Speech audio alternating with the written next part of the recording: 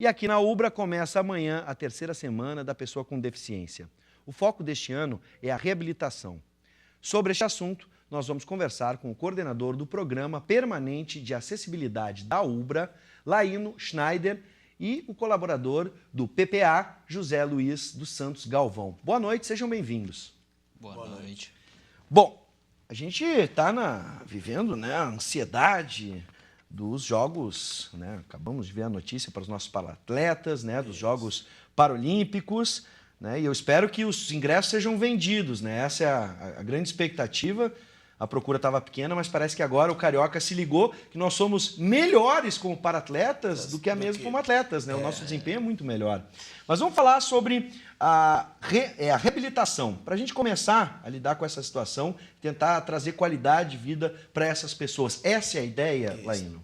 Uma das grandes questões que a gente sempre se preocupa nos ambientes sociais, familiares, que é ali que as coisas do dia a dia são encaminhadas, são resolvidas, são buscadas como demandas e necessidades. Uma das grandes questões é a questão da habilitação.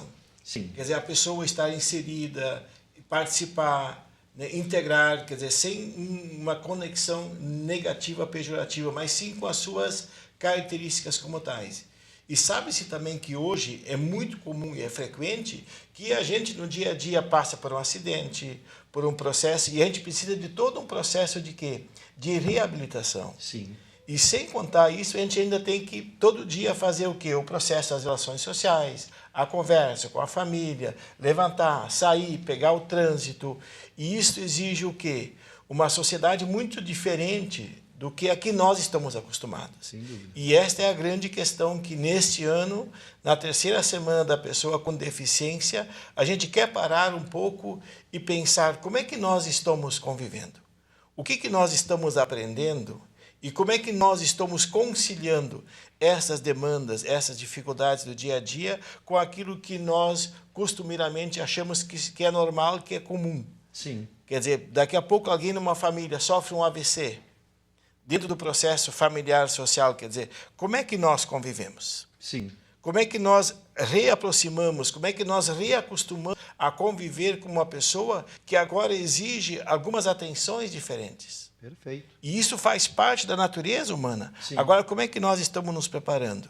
Então, isso a gente precisa reaprender a conviver, tanto a pessoa com deficiência, como os demais membros da família, da sociedade, da comunidade, das instituições, seja no trabalho, seja em casa, no lazer.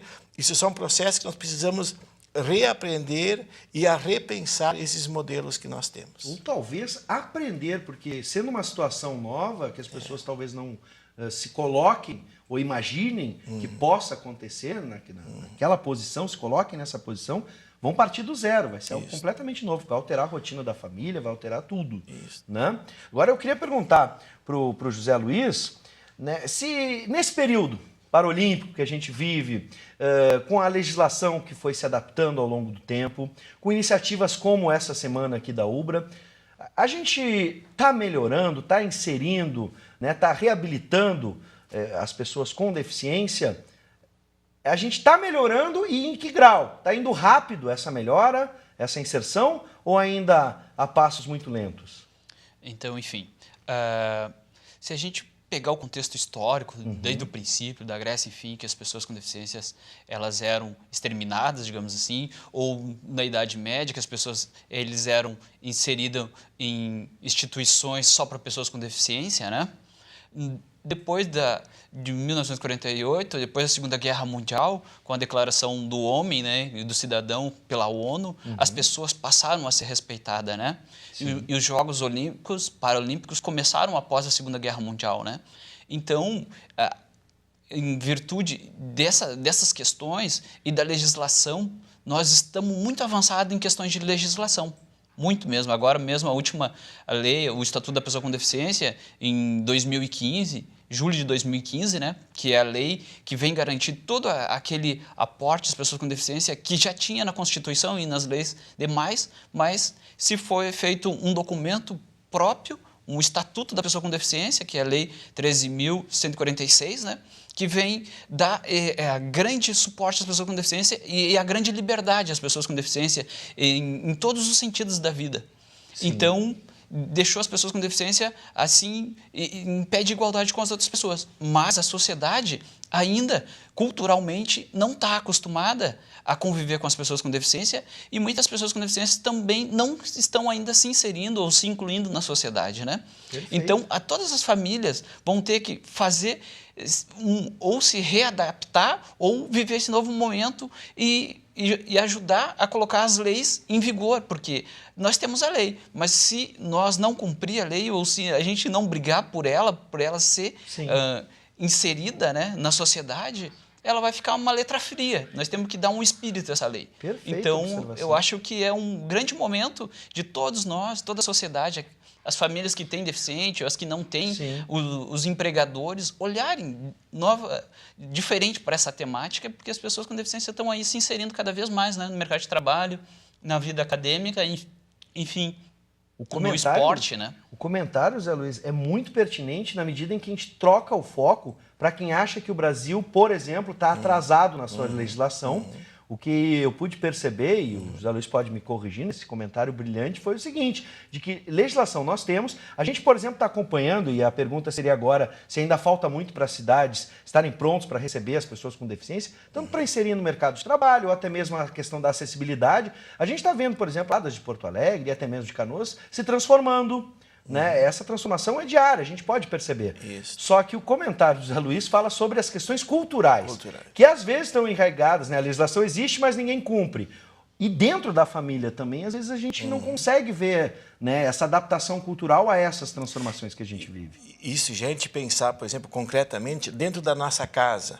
A nossa casa, por exemplo, é acessível? Boa pergunta. O banheiro, por exemplo, que nós temos na casa da gente, ele é acessível. Daqui a pouco eu sofri um acidente e eu preciso de eu tenho dificuldades motoras, né, de me deslocar, de me locomover. Quer dizer, eu tenho acesso. Eu preciso descer escada, eu tenho acessibilidade no meu ambiente em casa. Verdade. E às vezes a gente vai muito e olha a rua, olha a parte externa. Mas se a gente vai olhar que a gente ainda não tem uma cultura de Nunca tinha pensado nisso, nunca tinha observado a minha própria casa. Se eu quiser convidar o meu amigo José Luiz para comer um churrasco lá em casa, para a gente, né, curtir um final de semana, talvez não tivesse preparado para isso, não tivesse pensado nisso, na possibilidade não só de um membro da família, mas de receber um amigo. Um cadeirante, por exemplo, daqui a pouco a gente convida um...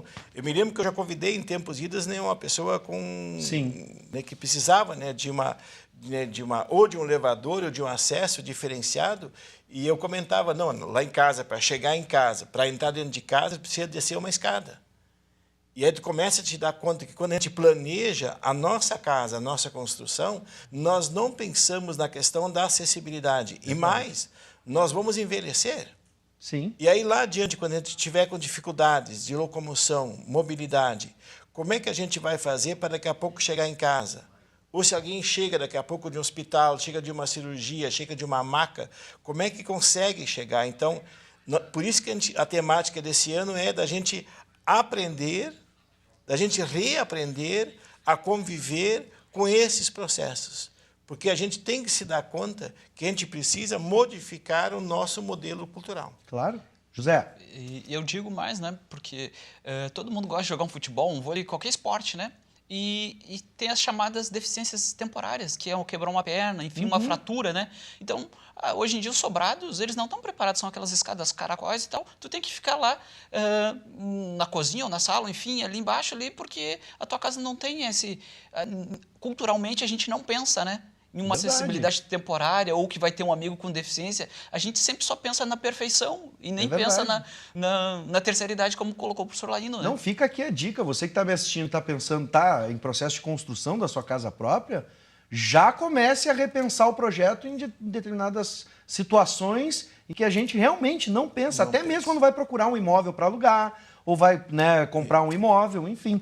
Recentemente, vamos para outro exemplo aqui. Recentemente, a gente mostrou aqui no Conexão RS motoristas e cobradores de ônibus participando de uma ação de treinamento para lidar com pessoas com deficiência. Alguns tiveram os olhos vendados e outros andaram de cadeira de rodas. Isso é importante, esse processo de se colocar na posição do outro para começar a pensar dessa forma, para promover essa transformação cultural? O que vocês pensam a respeito dessas iniciativas? Eu, como pessoa com deficiência, eu acho que para motorista e cobrador e todo o pessoal que trabalha com transporte público, taxista, enfim, pessoas que os azulzinhos, policiais que andam nas ruas, eu acho que tem que sempre fazer esse trabalho para que eles possam se colocar no lugar das pessoas com deficiência, porque às vezes eles estão atrasados 1 minuto, eles não querem parar para pegar um cadeirante, né?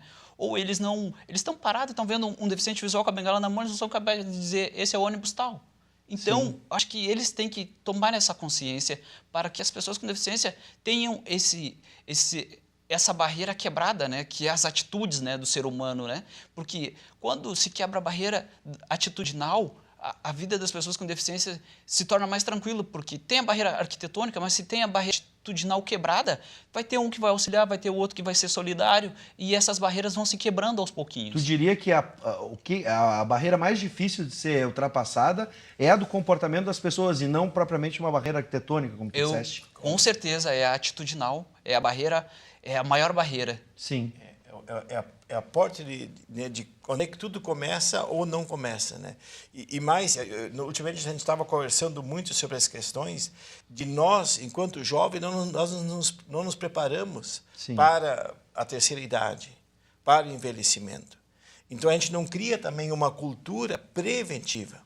A gente começa a pensar, nós estávamos comentando, imagina se nós hoje perdêssemos a memória. Nós não saberíamos não sabendo mais nem o nosso nome, quer dizer, qual é a estrutura familiar, social, que estrutura nós temos para dar um suporte para que a gente possa conviver nesses ambientes sociais com essas demandas. Então, se a gente faz um processo, né, de abordagem, por exemplo, das pessoas com cidadania, e é um curso também que a universidade oferece também, e aí demonstra, só por aí já temos uma ideia da importância do curso. A gente se colocar, por exemplo, daqui a pouco assistir um vídeo, assistir um filme sem áudio, ou tirar a imagem, quer dizer, só deixarmos o áudio para a gente começar a perceber como a gente se colocando no lugar do outro, a gente começa a perceber elementos e importância, como é importante as coisas, os processos serem acessíveis. Sem dúvida. Bom, gente, vamos falar sobre a semana agora, que eu acho que justamente no momento paralímpico, está tudo conspirando para que você possa promover essa transformação a partir de agora. Dia 24 a 31 de agosto de 2016, então, a terceira semana da pessoa com deficiência. Professor, como é que vai funcionar a semana?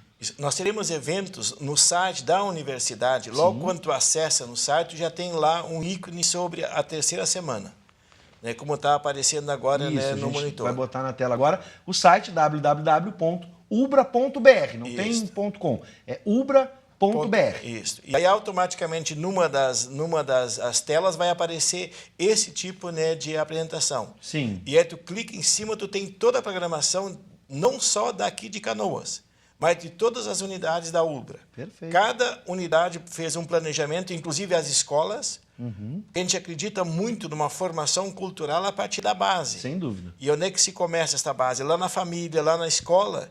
E aí poder fazer esse trabalho, semear ali as questões ligadas à acessibilidade, aprender a conviver e, a partir disso, montarmos novas estruturas sociais, essa vai ser a grande temática que nos propõe esse ano. Por isso que nós temos atividades que vão acontecer, às vezes, durante o turno da manhã, outras no turno da tarde, outro no final do turno, né, entre a tarde e a noite, né, no vespertino, outro no turno à noite. Então, cada unidade tem um planejamento, uma programação, e o acesso é franqueado, é livre, é chegar, participar e, de uma forma ou outra, interagir com as temáticas que vão ser ali pautadas. Cada dia vai ter uma temática, uma oficina, uma interação diferenciada. Aberto a todos os interessados.